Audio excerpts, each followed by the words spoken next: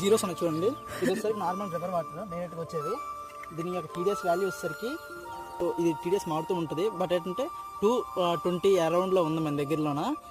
ఇప్పుడు వచ్చేసరికి మనము సెలగుమ్మ అంటాం కదా, దీన్ని తీసాం. దీంట్లో వాటర్ చెక్ చేద్దాం ఒకసారి వచ్చి.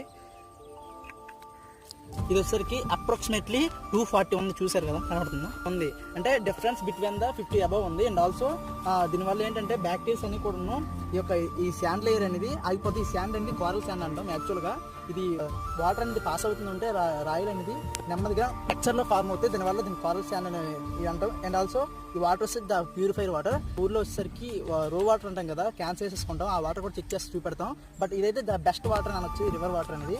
చూడండి, ఇక్కడ వచ్చేసరికి డిటర్జెంట్స్ అన్ని కలుపుతాం. బట్ ఇందులోకి వచ్చేసరికి మనకి ఎటువంటి లవణాలు కానీ మేము కూడా యాడ్ అవ్వవు. బట్ ఇది వచ్చేసరికి మాత్రం గుడ్ వాల్యూ. వచ్చేసరికి టీడీఎస్ కదా. నెక్స్ట్ వీడియోలో pH చూద్దాం. pH ఏమైనా ఆల్కలైన్ వాటర్ అయ్యి ఉంటే మాత్రం మీరు